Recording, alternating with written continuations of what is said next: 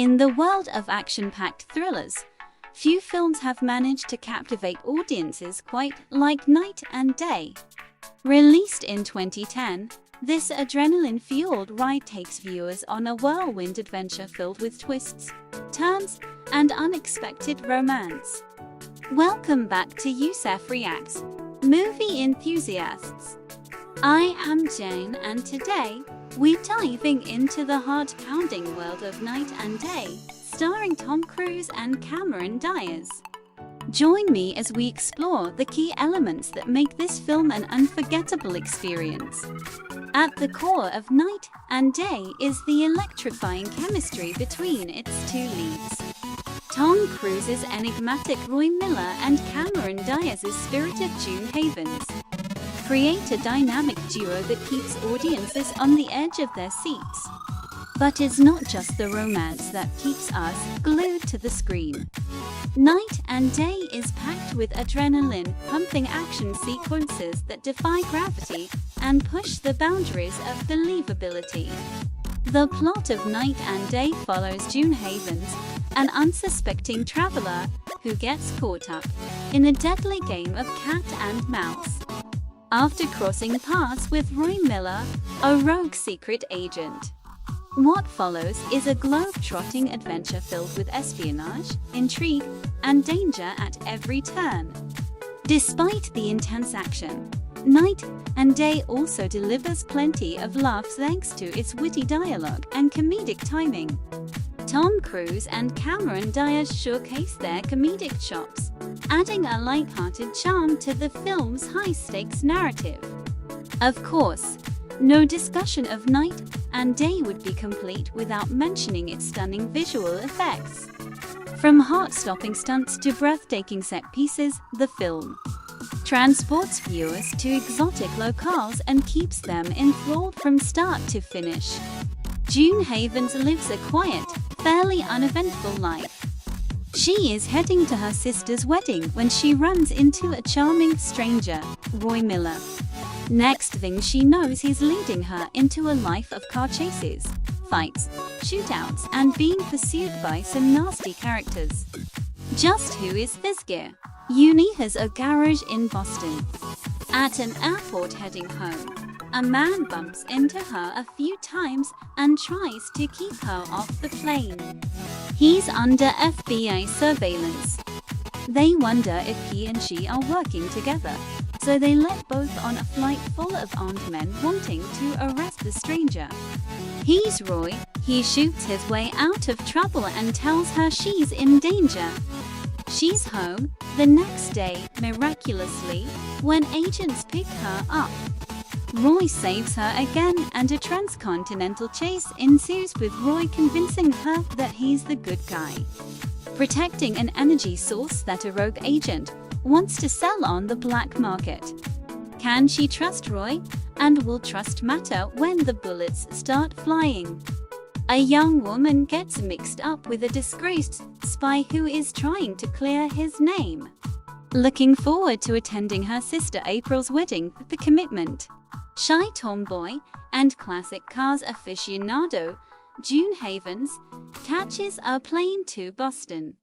Then, out of the blue, she crosses paths with the handsome and charming stranger with the killer sense of humor, Roy Miller. And just like that, June's life will never be the same again. Now, as the dashing man of intrigue plunges June into an excitingly risky world of high-speed car chases, deadly man-to-man fights, and lethal stray bullets, dangerous, no-nonsense adversaries are after the mismatched duo, hell, bent on retrieving a tiny state-of-the-art device that's worth millions. But who's this Roy Miller guy? Is he truly one of the good guys? Above all, could he be the one? The film follows the adventures of Roy Miller Tom Cruise, a spy on the run, and June Havens Cameron Diaz, a car refurbishing specialist. Miller is seen watching Havens, and he bumps into her a couple of times as they go through security at Wichita Airport. Even though she has a confirmed reservation for her flight, she is told at the gate that it is overbooked. Miller, able to board, whispers to her that sometimes things happen for a reason. Unbeknownst to Havens, Federal Agent Fitzgerald Peter Sarsgaard is monitoring Miller's movements and, believing she is working with Miller, puts her back on the flight list. On board the flight, Havens notices that there are only 4 or 5 other people present. She relaxes with a drink and chats about her lifelong dream of driving to Cape Horn someday, while Miller checks out the other passengers. She is charmed and goes to the restroom to freshen up. While she is occupied, Miller is attacked by the remaining passengers and crew. Miller kills them all, including the pilots. After she emerges from the restroom, Miller calmly informs her that everyone on board is dead, thinking that he is joking. In a spell of turbulence, she notices the dead bodies falling over in their seats. Miller lands the plane on a highway, but skids off the road into a cornfield trying to avoid a semi-trailer truck. Miller gives Havens a drink and explains that she may be questioned by various officials. She is not to get in any vehicle with them, nor accompany them if they suggest taking her away to a safe place. Havens passes out due to a knockout drug he gives her, but awakes at home among clues that Miller brought her there, ensuring her safety. Havens struggles through the day trying on bridesmaid dresses for her sister, April's Maggie Grace wedding. Talking over what to do with their dad's GTO car, Havens is shocked to learn that April wants to sell it. She is lured out of the shop and is accosted by a group seeming to be FBI special agents who, with assurances that she will be safe, drive her away. She is shown some files pertaining to Miller and is questioned by the agents to determine if she is working with him. Suddenly, Miller shows up and, with much shooting and acrobatics, rescues Havens. Havens doesn't know who or what to believe and flees to the fire hall, where her former boyfriend, Rodney Marc Blucas, works as a firefighter. Upon hearing her story, he thinks she is merely stressed from the wedding and takes her out for pie. While they are chatting, Miller arrives and kidnaps Havens. He handcuffs her and shoots Rodney in the leg, telling him this will all turn him into an overnight hero and virtually guarantee his desired promotion to lieutenant. Miller explains that Havens is safer with him, and Havens agrees to follow him as they go to pick up Simon Paul Dano, a genius inventor who created a perpetual energy battery called the Zephyr. They arrive at a safe house in Brooklyn, where he left Feck. He is missing but has left clues that he can be found on a train in Austria. The two are immediately ambushed by men belonging to Antonio Jordi Mol, a Spanish arms dealer. After Miller again drugs Havens, she drifts in and out of consciousness between their capture and escape from Antonio's men. Miller brings her to an island that is off the grid, which he calls his home. After leaving Miller in frustration to wander the island, Havens notices a message on Miller's cell phone with a Boston address. While studying this, her cell phone rings, showing her sister's caller ID. In answering the phone, she accidentally leads Antonio's group to the hideaway. They try to kill Miller and Havens with a remote drone, again knocking out Havens, this time with a neck pinch. Miller transports them to a train heading through the Alps.